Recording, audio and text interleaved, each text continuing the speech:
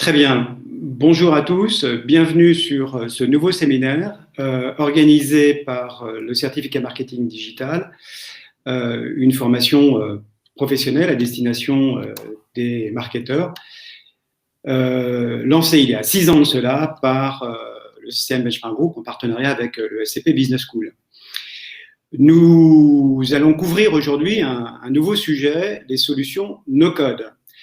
Alors derrière cet acronyme un peu barbare, assez technique, se cache une révolution tout à fait intéressante qu'il convient de suivre avec attention. Nous allons en parler aujourd'hui avec l'un des intervenants sur le certificat marketing digital, Cyril Denain. Cyril, bonjour. Salut Hervé, bonjour à tous. Très bien, je suis donc très heureux de te recevoir, Cyril, en fait, pour aborder ce sujet. Un rapide rappel sur le déroulé en fait de ce webinaire. Nous allons faire une petite présentation sur les solutions no-code. Nous prendrons bien évidemment vos questions-réponses et on vous invite à déposer vos questions sur le chat. Dès maintenant, il ne faut pas hésiter. Dès maintenant, n'hésitez pas. Et je ferai une rapide présentation du certificat marketing digital.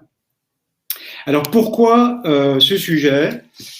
Donc, je connais Cyril depuis longtemps. Il a un parcours très spécialisé sur le monde du contenu. Donc, je l'ai connu jeune journaliste, puis rédacteur en chef. Et Cyril est depuis maintenant quelques années directeur associé chez Brainsonic.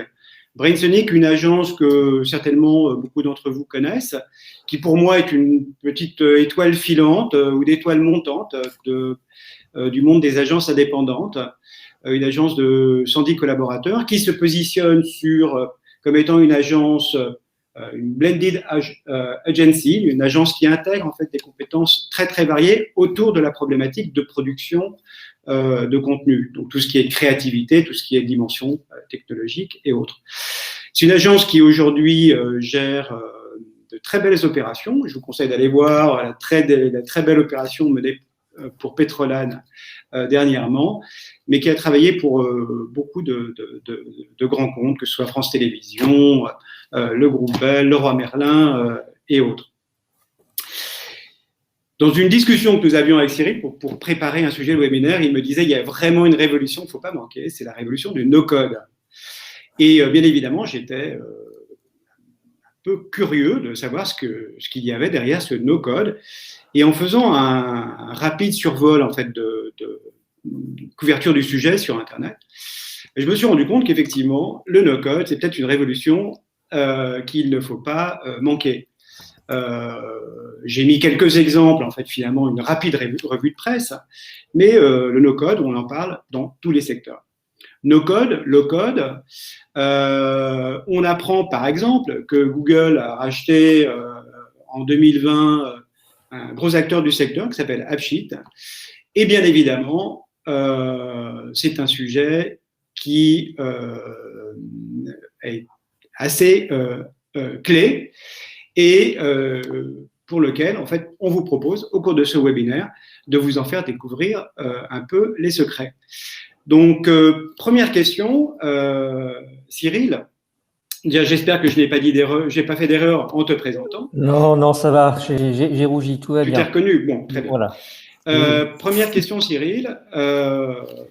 Question simple, on parle de no-code, low-code. Que se cache-t-il derrière ces acronymes un peu... ces termes un peu techniques. Les termes un peu techniques, et on va en profiter d'ailleurs pour répondre à une première question, c'est celle de François Bédioni, sur le low-code. Est-ce que c'est la même chose que le no-code? C'est une bonne question parce qu'on mélange un petit peu les deux. Alors non, c'est pas la même chose. Quand on parle de solution no-code, ça veut dire qu'on peut utiliser une solution, produire des choses avec, sans y mettre une seule ligne de code. Voilà. Quand on parle de solution low-code, on l'entend déjà un petit peu dans le langage, ça suppose sans doute un peu de connaissances, un peu par exemple algorithmique ou quelques fondamentaux en programmation, même si ça va être une programmation de très haut niveau, quasiment dans un langage presque humain. Donc il y a une différence entre ces solutions. Donc ici, on va plutôt se concentrer sur les solutions dites no-code, voilà, qui ne présupposent aucune connaissance technique en fait fondamentalement. Et une solution no-code, c'est quoi? C'est une solution qui permet de faire des choses habituellement dévolues, qui vont plutôt dans l'appeler à des ressources techniques, développeurs, intégrateurs, voilà, sans disposer de ces compétences-là. Donc, on va voir, le champ d'action est très, très large. Est-ce que c'est donc une vraie tendance de fond? Parce que c'est une question qu'on peut se poser, c'est Pourquoi maintenant? Logiciel ayant pas mal évolué avec des logiques en fait finalement de briques modulaires. Ouais. Depuis en fait finalement quelques années, on a vu la montée en puissance de solutions de type Wix ou je prends des solutions d'Adobe ou même un Salesforce par exemple qu'on peut peut-être mettre dans cet univers. Donc est-ce que c'est vraiment une tendance de fond? Ouais, en fait, c'est vrai que c'est pas en soi une nouveauté, le no-code. En fait, c'est l'évolution naturelle de l'informatique qui tend vers toujours plus d'ergonomie, qui tend à donner les outils accessibles au plus grand nombre. Donc voilà, pour moi, c'est pas une rupture, d'accord? Mais c'est une vraie tendance de fond. Puis à un moment, comme toute tendance, à un moment, on atteint un peu une sorte de masse critique parce qu'il y a beaucoup de solutions disponibles, parce qu'il y a un gap qui est franchi. On a promis de tenir à peu près les 30 minutes, Hervé et moi le premier, donc je sais que c'est un challenge pour moi, donc on ne va pas refaire toute l'histoire de l'informatique, mais finalement, ce qu'on vit aujourd'hui, c'est parce qu'il y a le cloud, c'est parce qu'il y a les évolutions des interfaces web, parce qu'il y a le mobile, et tout ça aujourd'hui nous amène en fait un grand nombre de solutions qui, on va dire finalement, une fois si on sait jouer avec des Lego, on sait finalement travailler avec ces solutions sans à nouveau avoir de connaissances techniques ou de programmation. Donc voilà, c'est une évolution assez naturelle. Et en effet, tu citais Wix, même un WordPress tend plus à plus dans une allure no-code fondamentalement, quand on voit ce qui se passe dans le back-office d'un CMS de ce type-là. C'est une tendance qu'on a à travers plein de solutions, mais il y a aussi beaucoup de nouveaux acteurs qui sont arrivés. Je vois une question de Gaël sur l'open source. C'est un bon point. Je ne me l'étais pas posé, Gaël, je vous avoue, je n'ai pas forcément la réponse. Est-ce que l'open source monte sur ce sujet du no-code? Je regarderai, du coup, ça titille ma curiosité. Je ne me suis pas posé la question, Gaël, pour être franc avec vous, mais je serais surpris que ça ne soit pas le cas. Je serais surpris que ça ne soit pas le cas. On a du no-code en open source. Ouais. Oui, tout à fait. Et alors, quels sont les principaux usages que va permettre en fait le no-code, low-code? Ouais. Et c'est pour ça qu'on en parle beaucoup maintenant. D'ailleurs, c'est une question que tu m'avais posée, Hervé, quand je dis je trouverais assez sympa de faire un webinaire là-dessus. Tu me dis pourquoi maintenant? C'est ma question. Ouais. Pourquoi maintenant? Parce qu'à un moment, on le sent, il y a une masse critique, et notamment quand on regarde le nombre de thématiques couvertes. Et là, alors j'ai cité la source, comme tout ancien bon journaliste, donc ça, vous trouverez d'autres présentations plus exhaustives sur le site chiffremartech.com. Mais en fait, pourquoi on en parle beaucoup? Parce que ça en fait envahit énormément finalement de domaines métiers. Il y a des gens qui font aujourd'hui leur CRM, leur ERP dans une solution low-code, on la montrera après, qui s'appelle Airtable. Voilà. Donc là, je ne l'ai même pas mentionné ici. Là, je m'en suis tenu à des sujets, ici, c'est ce qu'on voit sur la slide, qui sont plutôt dans le domaine de ce qu'on peut activer lorsqu'on parle, par exemple, de stratégie de contenu, de planification, de production. Donc, on a tout ce qui concerne le design de site web, de landing page, d'applications mobiles. On a tout ce qui est data, faire des planifications, mesure de la performance, actionner des scénarios. On a tout ce qui est automatisation. Vous êtes tous entendu parler de choses comme Zapier ou ce genre de choses qui, à nouveau, sans connaissance technique, permettent de coordonner plein d'outils et de faire des scénarios aujourd'hui assez complexes. Donc voilà, dans ce vaste champ, on va dire, du contenu au sens très très large, en fait, aujourd'hui, tout est occupé. On a des solutions de code pour à peu près tout, très sincèrement. Je ne dis pas que ça répond à tous les besoins, mais c'est là. D'accord. Mais à nouveau, là, ça focus sur cette partie-là. Ouais. D'accord. Et alors, j'irais si on part du principe qu'aujourd'hui, la boîte à Lego du no-code commence à devenir gigantesque, il y a une question qui vient tout de suite, c'est pour les gens qui sont côté métier et qui ne sont pas côté technique, qu'est-ce que ça va réellement changer et est-ce que ça va réellement changer notamment les stratégies de contenu? Alors, la bonne nouvelle, c'est que on parle pas au futur en fait. Ça change déjà plein de choses sur tous ces sujets qu'on vient de voir. Moi, je veux dire, je veux parler déjà de mon expérience personnelle, mais aussi on recoupe avec plein de choses. Aujourd'hui, ça m'est arrivé d'ailleurs cette année, lorsqu'un client vient me voir en disant, avec tout ce qui s'est passé avec le confinement, je dois activer rapidement quelques programmes relationnels qui supposent avoir un mini site web un questionnaire avec un calcul de scoring, un scénario un peu complexe, et que ce client n'a pas forcément tout l'outillage qu'il faut, il n'a pas investi dans une solution d'automation comme Marketo, etc. En fait, avec du no-code, on monte ça à des coûts logiciels, si je puis dire, extrêmement faibles, et surtout dans des délais très très rapides. Donc, en fait, ça change ça. Ça change qu'il y a aujourd'hui des choses, on va pouvoir dire oui dans des délais, des budgets très contraints. Là, on ne disait pas oui avant, pour être franc. D'accord. Et puis, ça permet, ça élargit le champ des possibles. Ça permet d'essayer plein de choses de manière tactique, là où c'était pas possible avant. Avant, c'était un peu tout ou rien, quoi, parfois, sur certains enjeux. Aujourd'hui, on peut mettre un petit doigt de pied dans la piscine très, très facilement. Voilà. D'accord. Ces choses. Ouais. Donc, toi, tu dis finalement plus vite, moins cher, plus de flexibilité. Oui, ben, on sait bien que… on parle de stratégie agile, donc c'est plutôt bienvenu. Oui, je voulais pas, voilà, parce que ce mot-là, il est un peu trop passé à la machine. C'est vrai, il est assez galvaudé. Mais… Ouais, je m'en méfie un peu, mais je vous l'ai dit, concrètement, c'est ça. C'est vrai, si je dois retiens un mot, c'est que ça permet, et c'est réel, hein, je citerai quelques exemples après, mais c'est réel. On gagne réellement en agilité, en vélocité. D'accord. Je vois, non, j'ai un coup d'œil sur les questions. On répondra tout à l'heure à cette question. Mais oui, Nathalie, pour les entrepreneurs, c'est génial. En effet, vous avez complètement raison. Pour les entrepreneurs, ou on va dire même pour l'intrapreneuriat, hein, démarrer même un projet dans une grande entreprise, avec cette stack, ce millefeuille no-code, on peut aller très très vite, je confirme. Ouais.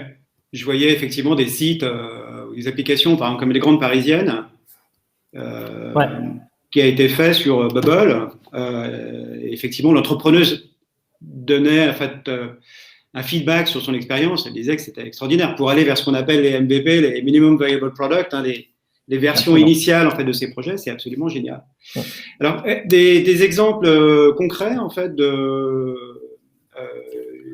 Oui, alors en effet, vous avez vu le nombre de solutions. Hein, donc, à nouveau, dans le temps imparti, on ne va pas faire des démos, mais c'est juste pour montrer.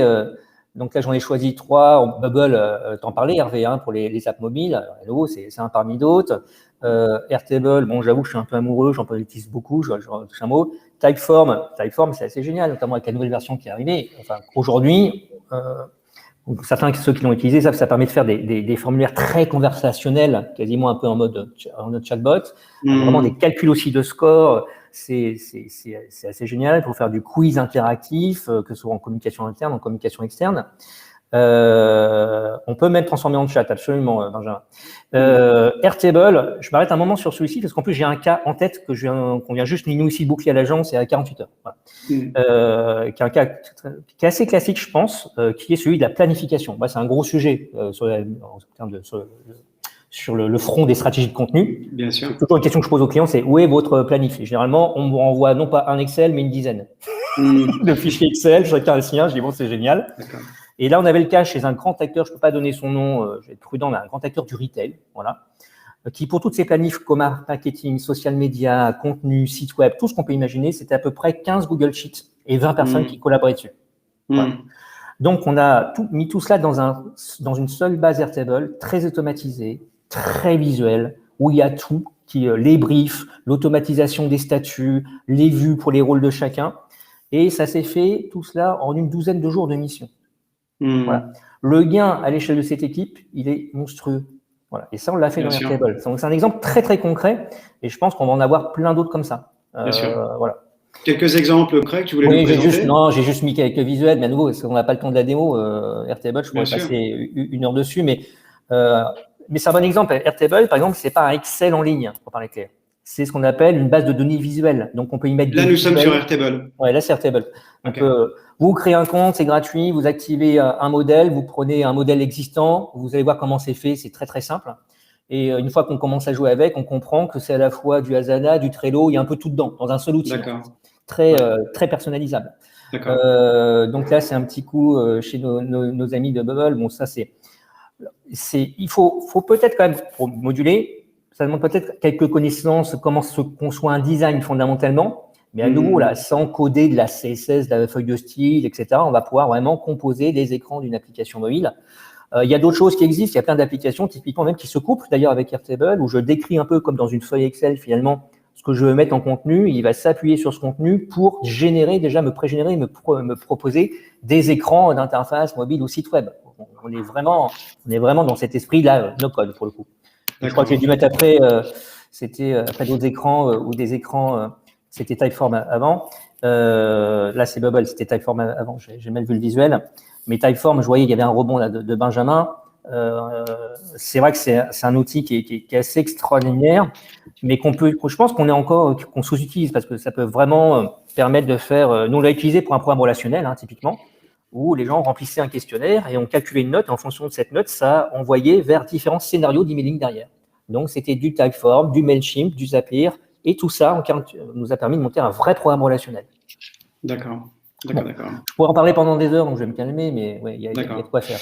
Alors, les avantages, les inconvénients en fait du no-code. Alors, les avantages, et je vois une question, on rentrera sur les inconvénients après. Les avantages, on les a un petit peu parlé. Il y a la vitesse, ce que tu évoquais, Hervé. Hein. La vélocité, la joie, pour cet acteur du retail, une planification rationalisée en 12 jours de mission, c'est quand même plutôt sympathique. Alors le coût, alors c'est pas gratuit, et du coup je rebondis sur la question de Sébastien, le business model de ces solutions, licence sous abonnement ou achat définitif. Je n'ai pas insisté assez au début là-dessus, Sébastien. L'essentiel de ces solutions, on est en abonnement. C'est du SaaS, hein, c'est du software de service. Donc Airtable, typiquement, je prends cet exemple-là, vous l'utilisez gratuitement jusqu'à 1000 lignes dans la base, passez 1000 lignes, vous passez sur des abonnements qui ne sont pas anodins, puisque on va être à l'année, c'est par mois $20 par user à peu près, donc $240. Donc si vous avez plusieurs users, ça peut monter assez vite. Voilà. Donc c'est pas gratuit, il y a du coût, il y a de la licence. C'est pas anodin, ça s'anticipe, ça se provisionne. Il y a un budget qui va avec aussi.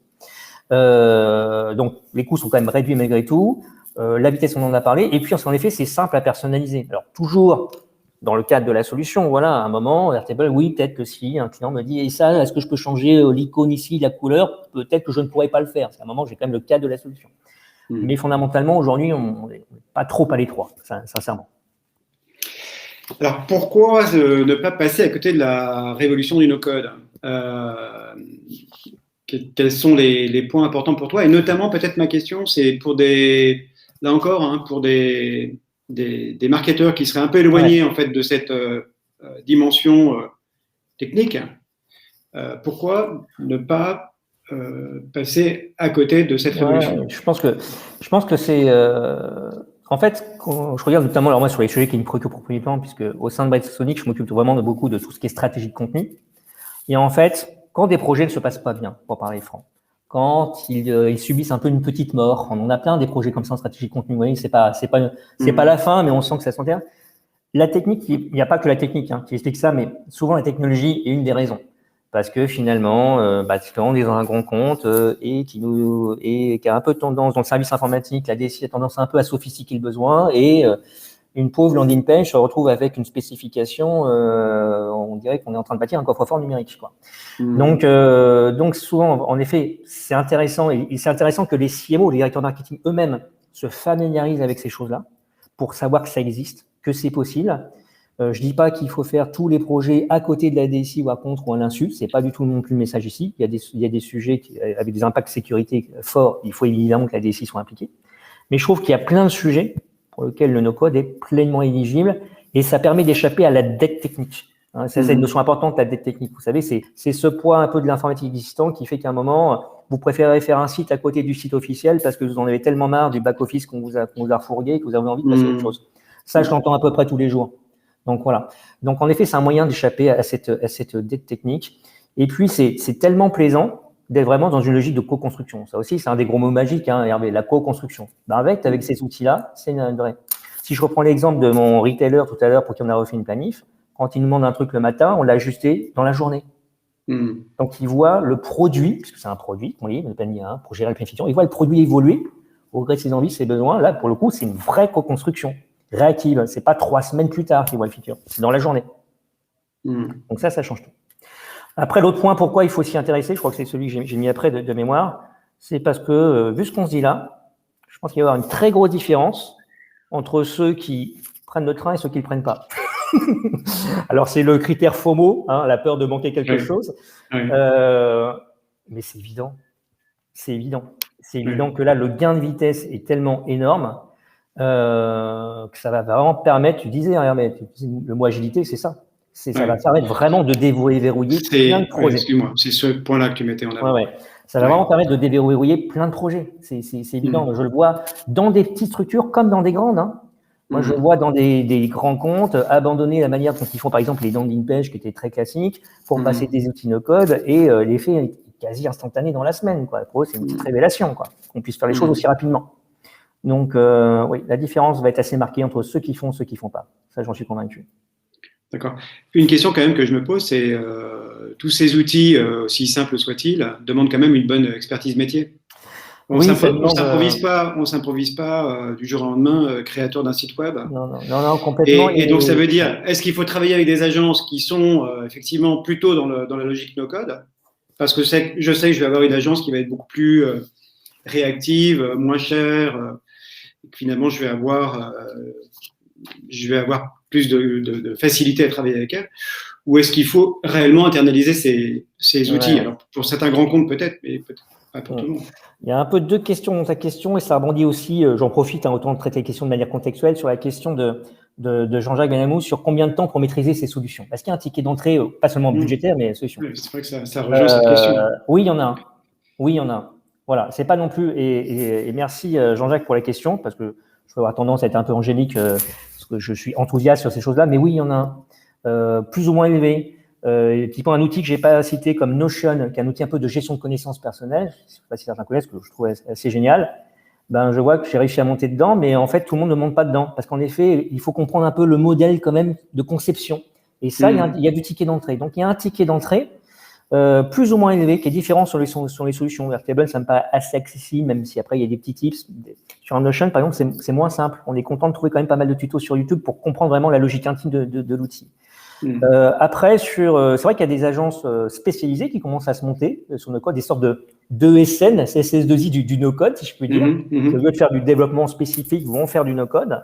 Il y en a plusieurs, et en effet, parce que c'est un marché en effervescence, en ébullition, donc ils se montent dessus. On verra ce que ça donne. J'ai pas d'avis, sincèrement, Hervé, sur est-ce que ça justifie une génération d'acteurs à part entière. J'ai pas un avis tranché là-dessus. Par contre, oui, pour nous, agence, c'est clair que nous, il y a une question qu'on loupe le train. Ça stimule l'innovation, ça nous permet, nous, quand on fait des développements spécifiques, de recentrer sur des choses à forte valeur métier ou autres. Ça fait bouger les curseurs de tout le monde, en fait. C'est évident. D'accord. Quelles sont les précautions d'emploi, en fait, sur ces solutions no-code? Les précautions d'emploi, bon, il y a un peu celles qu'on a sur le bout. Ça reste de l'informatique, hein. Faut pas. Ça reste des outils informatiques, les amis. Donc, quand je mets de la donnée dans un outil informatique, qu'il soit no-code ou pas, je me pose toujours la question de qu'est-ce qui se passe le jour où j'en sors. Hein, c'est ce qu'on appelle la réversibilité. Donc, voilà, quand je mets toute ma planif dans Airtable, ce qui est mon cas en ce moment, voilà, si Airtable ferme demain, j'ai quand même un gros problème. Donc, évidemment, j'ai déjà fait des tests. Qu'est-ce que ça donne quand je fais mes exports Excel, quand je récupère ma donnée? D'accord, ça, c'est évident. Il faut s'interroger sur la pérennité. La pérennité, il y a quand même beaucoup d'acteurs en ce moment. Hein. Donc, attention, pas s'enthousiasmer pour un nouveau-né et d'y mettre trop de choses. C'est intéressant de faire quand même un minimum de benchmark et d'aller sur des acteurs dont on sent qu'ils sont pérennes, qui sont bien financés aussi, de regarder comment ça se passe au niveau réversibilité, de regarder aussi, ça c'est un point qui tient à cœur, c'est plutôt le cas généralement, mais on n'est pas à l'abri de mauvaise surprise, sur l'intégrabilité. Est-ce que la solution que je retiens est capable de bien communiquer avec d'autres? C'est pas une boîte noire. Je peux l'intégrer facilement, faire circuler la donnée. Ça, c'est aussi des points clés. Et puis l'apprentissage, c'est ce qu'on évoquait. C'est vrai que sur certaines solutions, il peut y avoir un ticket quand même de quelques jours, ou en tout cas quelqu'un qui, même sans avoir codé, a quand même quelques concepts, va être beaucoup plus rapide. D'accord. Monsieur Berry. Il y avait une question d'ailleurs à ce sujet, c'est sur l'intégration en fait, des solutions no code. Oui. J'ai vu ça passer.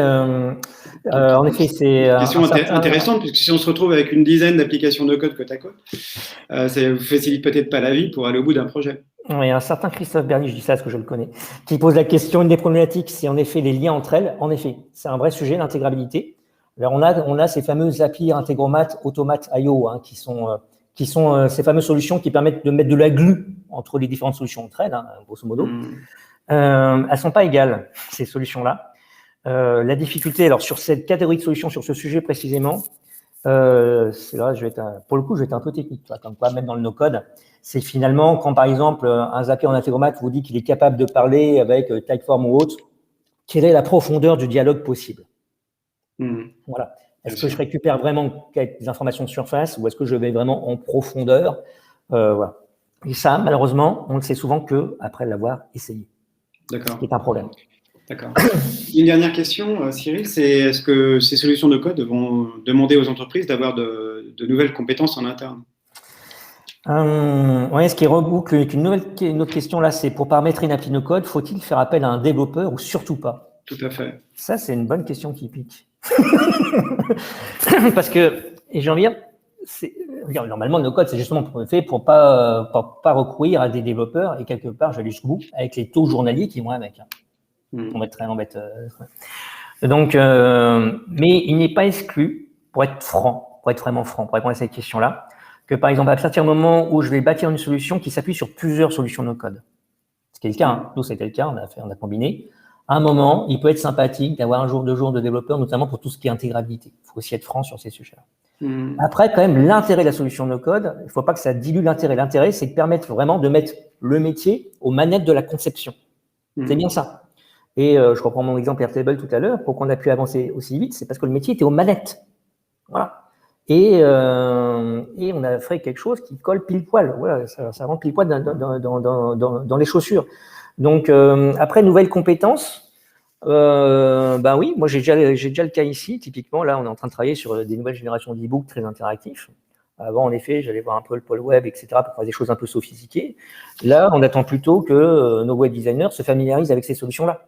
Voilà, qui les domestiquent bien. Donc, quelque part, ça va vers une sorte d'extension du champ de la lutte, du champ des compétences.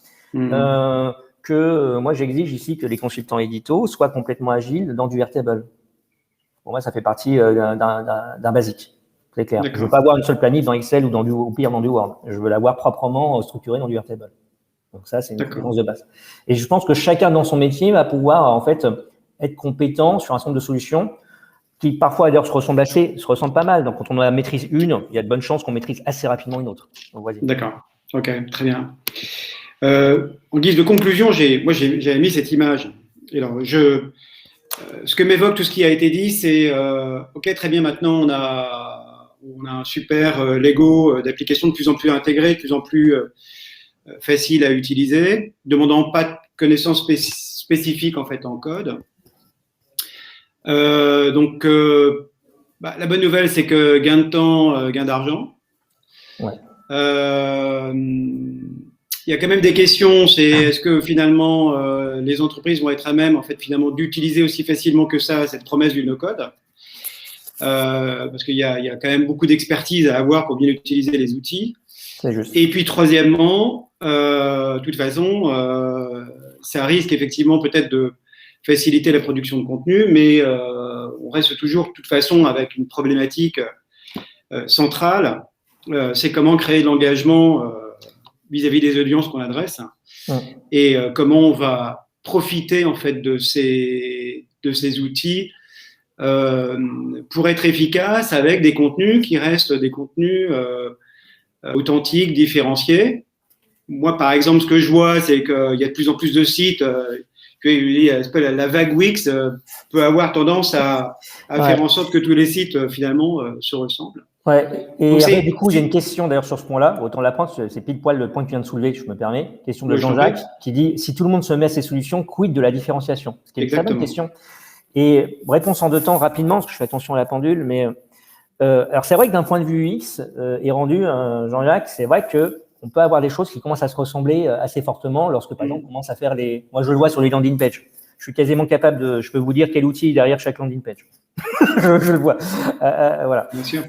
Après, là où je module, c'est que si on met ce point-là à côté, ça permet quand même de se concentrer sur ce qui fait la spécificité d'un métier. Je reviens sur les sujets de planification. Je peux vous assurer que j'ai pas un Airtable qui ressemble à l'autre dans toutes les Airtables que j'ai pour les clients, parce qu'on y a mis tout le sel de l'expérience, de la spécificité métier. Voilà. Donc, c'est complètement vrai, Jean-Jacques, sur des aspects, je pense, d'ailleurs, très visuels, très UX, ergonomie. Mais en même temps, ça permet aussi de se concentrer davantage aussi sur ce qui fait le sel d'un métier. Donc, D'accord. Mais c'est une question. Ouais. Très bien. Ce que je propose, c'est tu as répondu en fait à pas mal de questions en fait au fil de l'eau. Ouais, j'en ai quelques-unes encore, j'ai vu. Mais... Voilà, quelques minutes de présentation du certificat marketing digital et je propose qu'après on revienne en fait aux questions. Ouais, je note pendant ce temps-là les questions à prendre. Ouais. Ce webinaire est un webinaire organisé par le certificat marketing digital qui a été lancé il y a 6 ans de cela en partenariat avec le SCP et le CCM Benchmark Group. Donc là, je ne vois plus mon support, c'est pas grave. C'est un certificat marketing digital, c'est 5 modules de 2 jours qui couvrent l'ensemble des aspects de l'intégration du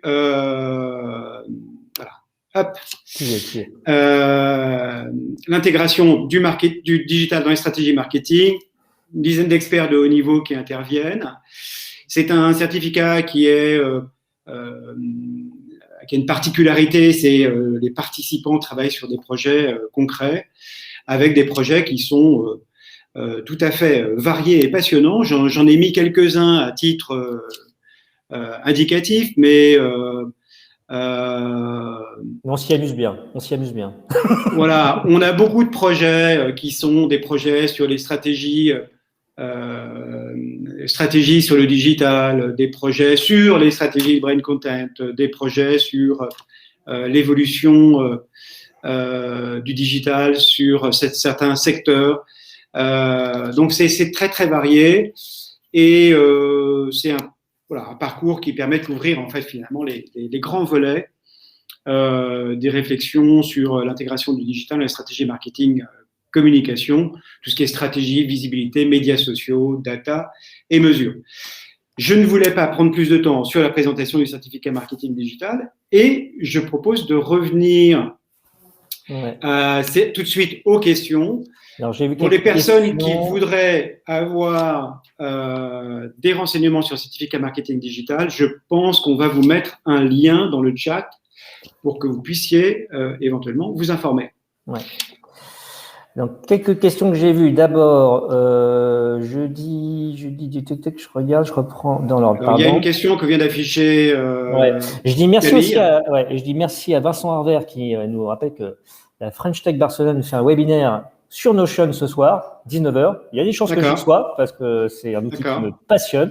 Voilà. Donc, une question. Alors, référencement. Alors, oui, ça, je sais parce que notamment, tu parlais de Wix, Hervé, et une époque, je ne sais pas du tout si c'est encore le cas aujourd'hui, je ne l'ai pas vérifié moi-même, mais Wix était un petit peu. Il y avait des détracteurs sur la capacité de Wix à faire bien les choses en termes de référencement. Bon. Tout à fait. En fait, il n'y a pas du tout de réponse générale là-dessus. Voilà. D'un outil à l'autre, c'est extrêmement varié. D'ailleurs, ça vaut pour le référencement comme ça vaut pour la qualité du code qui est généré. C'est là où ça rebondit sur une question qui était posée, qui est de dire à un moment, est-ce qu'il faut mettre un développeur dans la boucle? Eh bien, moi, je vais être très clair que lorsqu'on fait une qualif d'une solution de code, en effet, avant de la recommander de manière récurrente à des clients ou d'utiliser dans des projets, on a quand même demandé à un développeur d'aller jeter un coup d'œil à la qualité de ce qui est généré. En termes de poids, performance, vous savez que le time to vote, c'est quand même le premier critère de référencement aujourd'hui, mais aussi en termes de capacité à bien étoffer toutes les données, toutes les metadata.